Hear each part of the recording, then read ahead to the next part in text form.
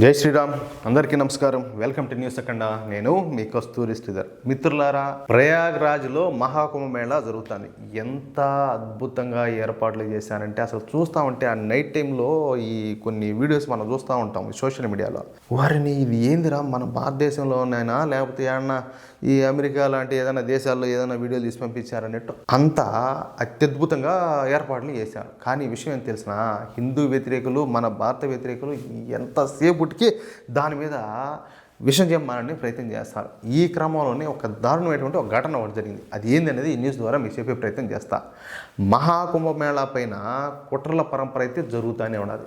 ఉత్తరప్రదేశ్లో ఉండేది యోగి ఆదిత్యనాథ్ గారి ప్రభుత్వం కాబట్టి ఈ కుట్రలన్నిటిని కూడా తట్టుకొని నిలబడతాను. కానీ వేరే ఏ ప్రభుత్వం అయితే ఈ పాటికైతే చేతులు ఎత్తేసాడు. కానీ ఇంకొక మాటలే, ఇంక వేరే ప్రభుత్వం ఏంటి అసలు ఇంత పని వాళ్ళు ఎందుకు చేద్దరో, ఏదో ఊరికే చేయాలనుకుంటే చేస్తుందరేమో, లేదంటే తూతూ మంత్రంగా చేస్తారు, లేకపోతే అది కూడా చేసి ఉంటాం. అవునా కదా?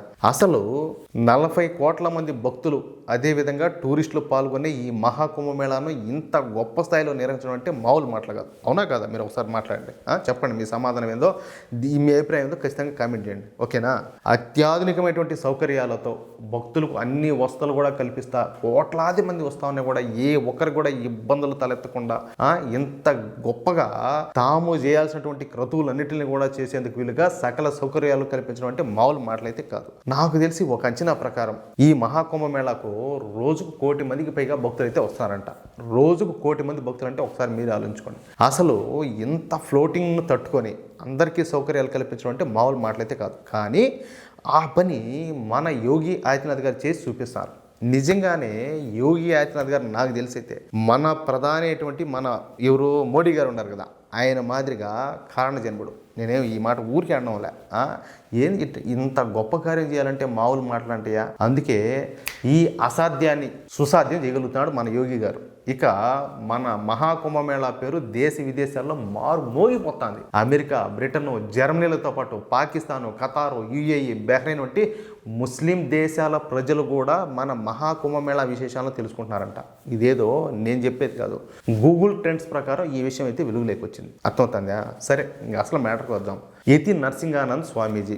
ఈ యతి నరసింహానంద్ స్వామీజీకు ఈ మహాకుంభమేళా సందర్భంగా అక్కడ కొంత భూమిని అయితే యోగి ఆదిత్యనాథ్ ప్రభుత్వం అయితే కేటాయించింది. ఇక యతి నరసింహానంద్ స్వామీజీ వారు తనకు కేటాయించినటువంటి స్థలంలో ఈ మహాకుంభమేళా కోసం వచ్చే భక్తుల కోసం కొన్ని క్యాంపులను అయితే నిర్మించారు. ఆడవాళ్ళకు సపరేట్గాను, మగవాళ్ళకు సపరేట్గాను. అయితే ఇదే అదునుగా భావించినటువంటి ఒక జాంబీగాడు, అంటే ఇవిడు జిహాదీ గ్యాంగు, ఈ మహాకుంభమేళాను డిస్టర్బ్ చేయాలని చెప్పేసి అనుకున్నారు. ఈ గ్యాంగ్ లీడరు వాడి పేరు వచ్చేసి అయూబ్. ఎవరు? అయూబ్. ఈ ఫోటోలు కనబడుతున్నాడు వాడేవాడు, ఆ దొంగ ఎదవ. ఇక వీడు తన పేరును ఆయుష్గా మార్చుకొని ఈ మహాకుంభమేళాలకి వచ్చాడు.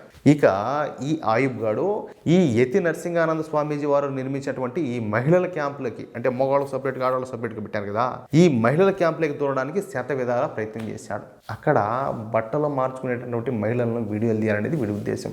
చూడండి, ఇంట్లో వాళ్ళ అమ్మ, వాళ్ళ అక్క, వాళ్ళ చెల్లి, వాళ్ళు ఎవరన్నా ఉంటారు, వాళ్ళని తీయకూడదా వీడియోలా? అవి తీసి అవి పెట్టి ఉండకూడదా? బాగా వచ్చిండేమో డబ్బులు పాడ. చూడండి, వీళ్ళ బతుకు చూడండి ఒకసారి. అవకాశం దొరికితే అక్కడ అత్యాచారం చేయాలనేది కూడా వీడి ప్లాన్. కనీసం అత్యాచారం అనేది కనీసం ప్రయత్నం. అర్థమవుతుందా?